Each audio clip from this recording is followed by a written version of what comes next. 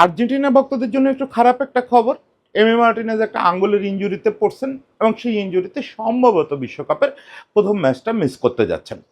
In fact এই ইনজুরিটা নিয়েই Aston ভিলার হয়ে ওই ইউরোপা কাপের ফাইনালটা খেলছেন। এখন ওই অ্যাস্টন ভিলার ম্যাচটা সহ্য করে নিচ্ছে আঙ্গুলের প্রবল ব্যথা। সে বলছে যে আমি প্রবল ব্যথা, উঠে যেতে চাচ্ছিলাম কিন্তু উঠে যেতে পারিনি বা উঠে যায়নি আসলে দলকে অবস্থায় রেখে। ও অবস্থায় রেখে উঠে না গেলেও আসলে এমিকে দলকে একটু মাঠে দেখতেই হবে। সেটা হচ্ছে আর্জেন্টিনার ম্যাচে দলকে মাঠে দেখতে হবে বাইরে বসে।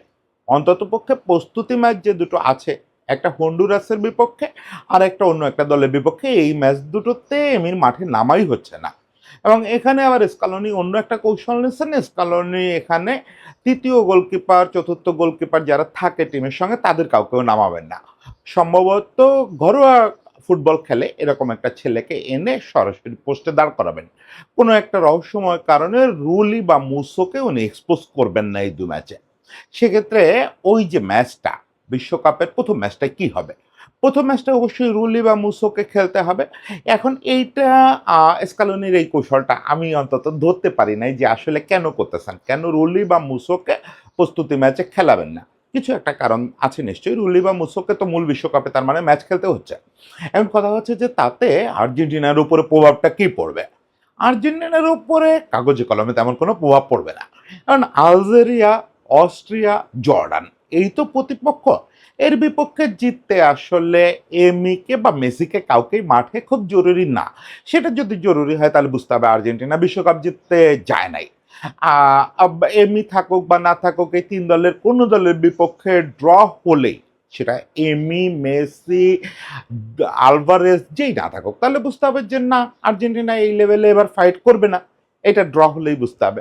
আবার এমন হতে পারে এদের কারো বিপক্ষে হেরে তারপরেও চ্যাম্পিয়ন হলে, ফলে এদের মাঠে থাকা না থাকা ফার্স্ট রাউন্ডে অন্তত কোনো ব্যাপার না। কিন্তু এমি এই যে মাঠের বাইরে থাকবে, এটার নেগেটিভ আসর পড়বে, ভয়াবহ নেগেটিভ আসর পড়বে।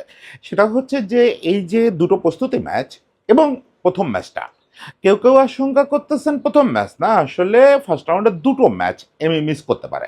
দিবো মার্টিনেজ এই দুটো, এই যে চারটা বা তিনটা ম্যাচ যদি দলের সঙ্গে মাঠে না থাকে, এটা দলের মোরালি একটা ধাক্কার কারণ হতে পারে। আমি যেটা সবসময় বলি যে আর্জেন্টিনার এই দলটার মূল স্ট্রেংথ হচ্ছে সবাই একসঙ্গে থাকা, সবাই একসঙ্গে মাঠে খেলা, হইচই করা। সেটাও 90 মিনিটে আরও তাৎপর্যপূর্ণ।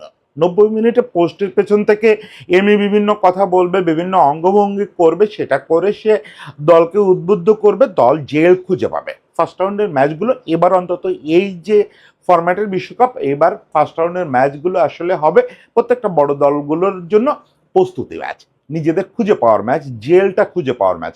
সেই জেলটা মারাত্মকভাবে মিসিং হতে পারে যদি দিবো মার্টিনেজ একের বেশি ম্যাচ মিস করে ওয়ার্ল্ড কাপে। আর যদি এই তিন ম্যাচেই শেষ হয় ব্যাপারটা প্রস্তুতি ম্যাচ সহ, তাও একটা ধাক্কা লাগবে। আই হোপ গতবার সৌদি আরবের বিপক্ষে ধাক্কা সামলায় এসে চ্যাম্পিয়ন যারা হতে পারে, তারা দিবু মার্টিনেজকে 2-3 ম্যাচে বেঞ্চে বসায় রেখেও ওরকম একটা কিছু করতে পারে। চ্যাম্পিয়নশিপের কথা বলতেছি না, ওরকম একটা কিছু করতে পারে। আইমি মার্টিনেজের জন্য এবং আর্জেন্টিনার জন্য শুভকামনা।